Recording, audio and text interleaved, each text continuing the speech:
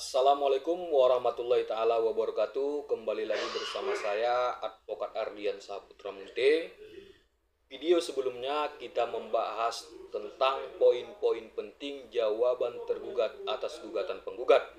Kali ini kita membahas kerangka replik oleh penggugat. Kerangka replik atau tanggapan terhadap jawaban tergugat biasanya terdiri dari beberapa bagian utama. Kerangka umum dan dasar hukumnya. Kerangka replik penggugat yang poin pertama harus ada identitas perkara. Identitas perkara ini nomor perkara, pengadilan, tempat perkara disidangkan, dan para pihak, penggugat atau tergugat. Poin yang kedua, pendahuluan. Ucapkan terima kasih kepada majelis hakim yang memimpin persidangan. Terus penegasan bahwa replik ini merupakan tanggapan atas jawaban tergugat. Poin yang ketiga, kerangka penggugat. Poin yang ketiga, pernyataan penggugat menyatakan bahwa jawaban tergugat tidak benar atau tidak relevan, disertai alasan-alasan hukumnya. Penegasan kembali bahwa gugatan penggugat telah sesuai dengan ketentuan hukum. Yang keempat, tanggapan atas dalil-dalil tergugat. Tanggapan terhadap setiap poin dalil yang diajukan oleh tergugat dalam jawabannya biasanya mencakup bantahan, sanggahan, penguatan. Bantahan mengingkari kebenaran dalil tergugat. Sedangkan sanggahan memberikan argumentasi hukum dan fakta untuk melemahkan dalil tergugat. Penguatan menguatkan dalil-dalil yang sudah diajukan dalam gugatan. Yang kelima, alasan hukum. Menyebutkan dasar hukum, misalnya undang-undang, jurisprudensi, doktrin yang mendukung replik dan gugatan penggugat.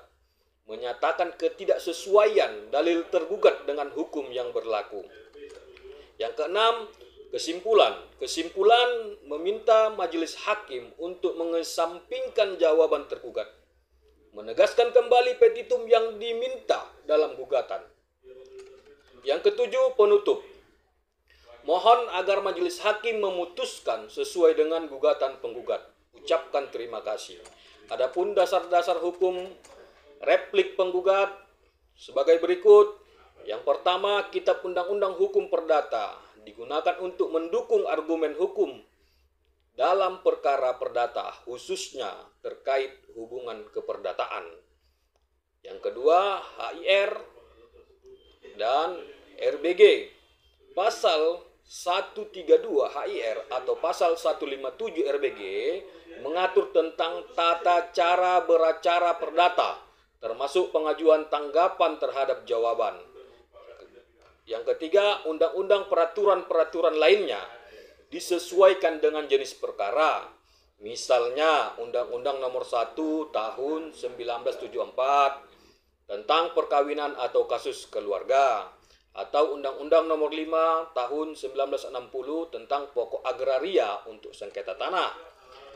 Yang keempat, jurisprudensi dan doktrin. Putusan-putusan pengadilan yang relevan atau pendapat ahli hukum sebagai penguat argumentasi. Yang kelima, prinsip hukum. Prinsip-prinsip hukum. Prinsip-prinsip hukum itu perjanjian harus ditepati. Penggugat harus membuktikan. Mungkin cukup ini terkait kerangka replik oleh penggugat. Mudah-mudahan kita semua bisa memahaminya. Assalamualaikum warahmatullahi wabarakatuh.